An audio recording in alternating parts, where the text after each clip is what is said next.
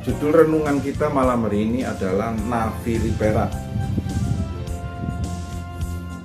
Ini perintah dari Tuhan sendiri supaya Musa membuat nafiri perak. Tujuannya apa? Tujuannya ketika nafiri perak ini ditiup, itu memperingatkan, seumpama orang gitu lagi tidur, lagi santai, ada satu yang dipercaya, orang yang dikhususkan, yaitu anak-anak dari Imam Harun, itu yang dikhususkan untuk meniup nafiri perak ini. Tujuannya adalah untuk memperingatkan mereka untuk saatnya beribadah. Ya, kalau kita baca dari bacaan kita malam hari ini ayat 1 sampai yang ke 36, tempat ibadah atau tabernakel yang dibuat untuk ibadah tersebut itu berpindah-pindah masa itu, tidak punya tempat yang tetap. Mereka bongkar pasang, ya, bongkar pasang, tidak menetap mereka waktu itu. Begitu menderita dan sengsaranya, ya. Kalau sekarang ini kan enak, punya gedung yang bagus, punya gedung yang mewah, ya, untuk tempat ibadah. Ada sebagian dari saudara-saudara kita yang seiman yang tidak punya tempat ibadah, mereka harus ngontrak-ngontrak, tapi mereka ngontraknya di mall, ya, di mall-mall supaya nyaman tempat parkirnya. Setelah ibadah langsung bisa shopping, bisa makan-makan seperti itu. Tapi ada juga mungkin yang ada di desa-desa itu, mereka tidak punya tempat ibadah seadanya, ya, seperti gubuk dipakai untuk tempat ibadah. Gitu pun masih ada yang ganggu, ada yang merusuhi gitu. Begitu menderitanya, ya, begitu sengsaranya mau ibadah kepada Tuhan saja kok masih diganggu.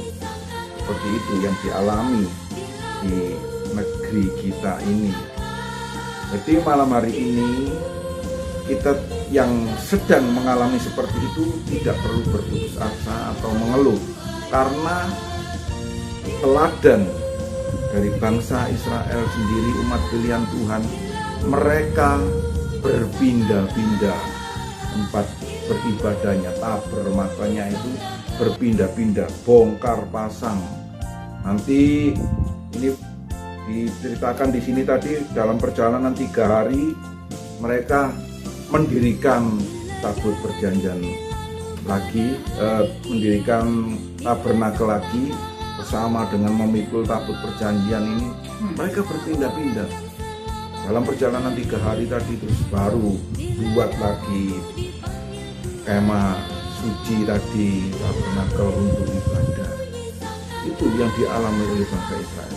Tapi malam hari ini yang perlu kita ingat, dan sekarang ini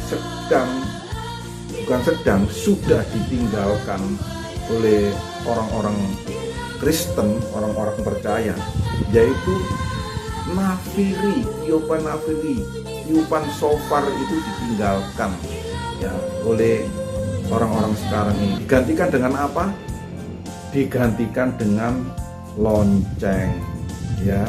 Sekarang ini zaman modern, kalau hari Minggu kan ada gereja-gereja tertentu yang membuat lonceng gereja.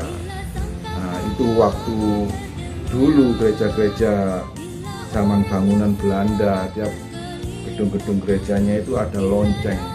Tiap minggu dibunyikan loncengnya, teng teng teng, untuk memperingatkan mereka waktunya untuk ibadah. Nah, ini diikuti oleh agama lain dengan cara apa? Tidak membunyikan lonceng, tapi mereka pakai toa, ya, pakai speaker untuk mengingatkan itu waktunya ibadah. Ya, mereka lakukan seperti itu. Tapi di Di kekristenan malah ditinggalkan ya, ditinggalkan. Kita harus mengingat-ingat sendiri setiap minggu waktunya ibadah. Dengan cara apa? Kalau saya secara pribadi, dengan cara kecanggihan teknologi yang modern, dengan cara alarm ya, alarm HP itu dibunyikan setiap minggu. Oh, waktunya ibadah hari Minggu. Ketika tidur sebentar gitu dibangunkan oleh alarm ya. Jadi kalau malam hari ini Tuhan memerintahkan Musa dan jemaat Israel untuk membuat nafiri perak, itu tujuannya untuk meniup nafiri itu ketika akan beribadah. Jadi kita harus punya hikmah, punya pengertian, punya kepandaian untuk mengingat. Jangan sampai yang kita lakukan 1 minggu sekali saja kadang-kadang kita tidak datang. Alasannya ketiduran, ya toh. Alasan lagi, waduh ada bisnis, ada proyek yang tidak bisa ditinggalkan, ada kepentingan. Nah ini, ingat Bapak Ibu Saudara yang dikasihi oleh Tuhan, malam hari ini melalui kitab Bilangan pasal yang ke-10 ini, alarm di zaman modern ini pergunakan ya.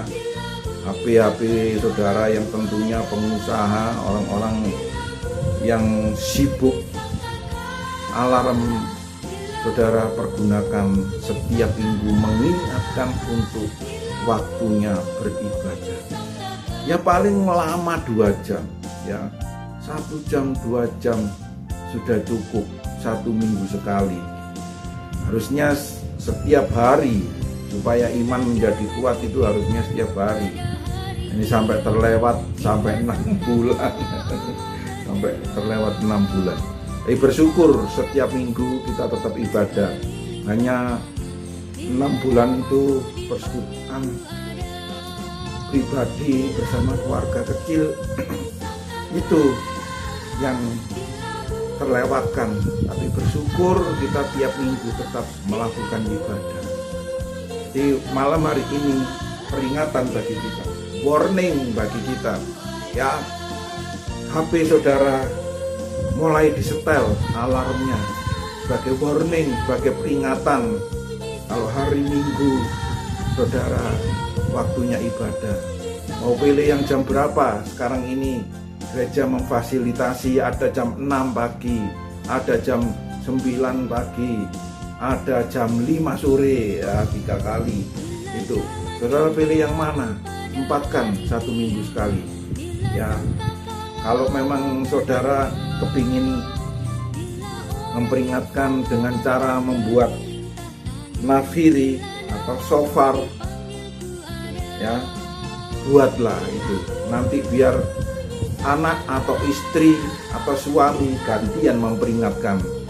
Pada waktu papanya tidur, anaknya yang mengingatkan, niup trompetnya, niup shofarnya, niup nafirinya. Ayo Pak, Minggu waktunya ibadah. Anaknya mengingatkan. Gantian atau istrinya yang mengingatkan, niup shofar ya. Kalau istrinya lagi asik masak karena catering dapat pesanan, suaminya yang niup shofar.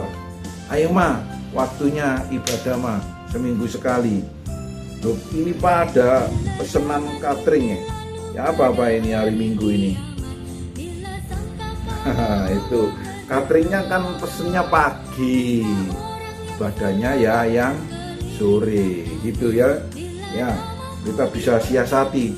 Kalau misalnya di gereja tempat saudara berjemaat, misalnya gereja A gitu, waduh ini waktunya tidak bisa, ini pas saya dapat pesanan ini cateringan.